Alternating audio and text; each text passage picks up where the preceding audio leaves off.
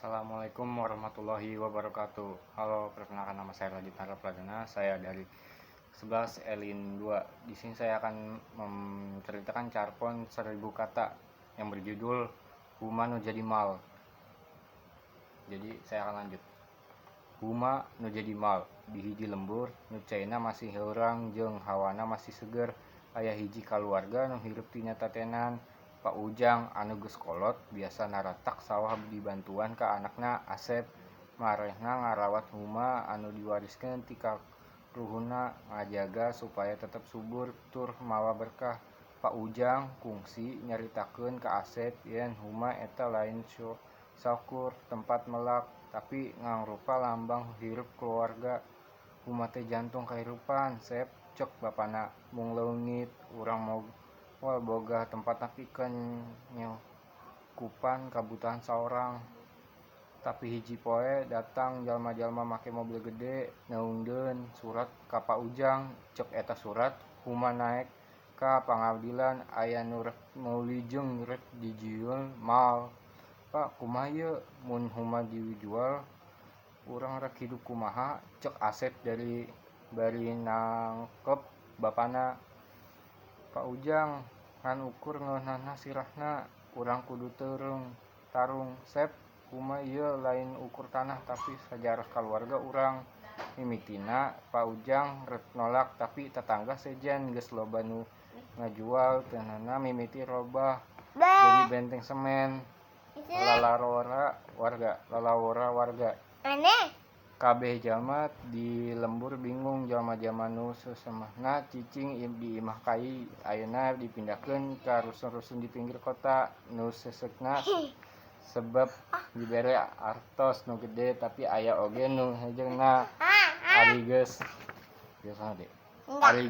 nyamal urang bakal makmur, cek salah saurang wargi nu geus ngajual tehna.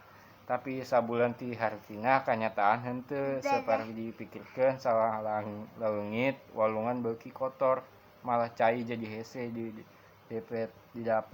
Harga kabutuhan sapopoe beuki luhur. Jalma-jalma nu biasana usaha di kabon ayeuna henteu boga penghasilan. Asep henteu cicing, ajengna ngajak babaturanana dikeun miara sakedik taneuh nu masih masihnya di gigir lembur. Manehna nanam tangkalan, ngajaga walungan jeung malangkeun kabiasaan tatenan.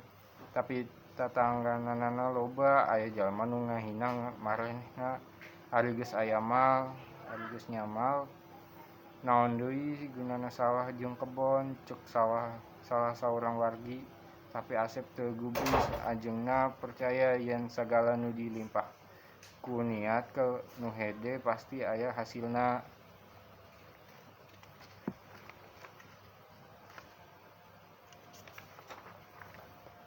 Pae demi pae usaha Asep mimiti ke tempo. Jalma-jalma nu rada sepuh mimiti sadar tur marehna ngabantu. Sananjan sawah henteu bisa hurungkeun deui sakumaha heula, tapi lembur teh jadi leungan leutik nu ngisi rupa-rupa tatangkalan. Jujutan kesuksesan. Lila jalma-jalma ti kota jadi panasaran, marehna henteu ukur datang kamal, tapi oge hayang ninggali kumaha cara tatenanan di lembur. Asep nyieun hiji kalompak tatenanan organik. Ujungna ngajarkeun budak-budak sakola nyaunaan pantingna malak sayuran saorangan. Pak Ujang sananjan geus sepuh mati tetep ngabantu merepetua kanu leuwih ngora. Waktu kuring budak sawah teh lega, hawa seger jeung cai bersih, cek Pak Ujang ka murid-murid sakola. Ari ayeuna sagalana robah, tapi sananjan kitu urang masih bisa ngajaga lingkungan sangkan henteu langit. Asip oge nyieun pasar leutik di gigir leung nu manehna tanam. Jalma-jalma lembur ngajual sayuran organik, buah-buahan jeung hasil tatanan sejen ka wisatawan lila-lila pasar eta beuki rame malah sabaraha restoran di kota mimiti mesen hasil panen tatanen di lembur Asep. Jalma lembur nu samemehna ngarasa leungiteun ayeuna bisa hirup deui manehna sadar yen sajana sawah leungit maranehna masih bisa nyiptakeun kesempatan anyar.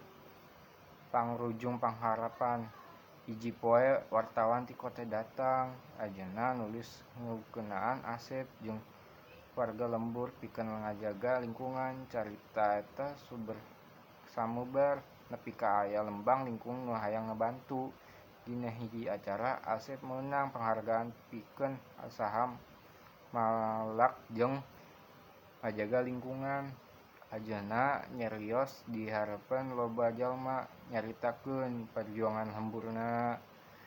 Kuring teu hayang ningali lembur-lembur sejen, pangalaman nasib saurha jeung lembur kami perkembangan penting, tapi urang henteu kudu ngahancurkeun alam pikeun maju, cek Asep. Pak Ujang nangkep Asep senggeus eta acara bapak rarauh ka ejen Sep, cek ajeuna. Ti harita usaha warga lembur jadi contoh pikeun tempat sejen. Jalma ti lembur sejen datang pikeun dihajar. Pamarintah oge mimiti sadar pentingna ngajaga lingkungan.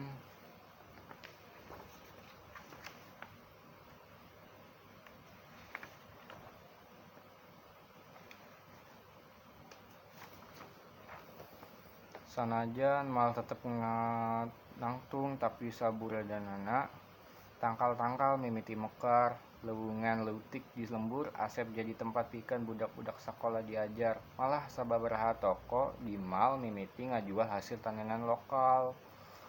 Asep sadar yen henteu sagalana bisa dibalikeun ka jalma heula, tapi ejeuna yakin yen ku usaha jeung tekad urang bisa ngajaga alam bari tetep maju. Tamat. Jadi pesan orang bisa didapat,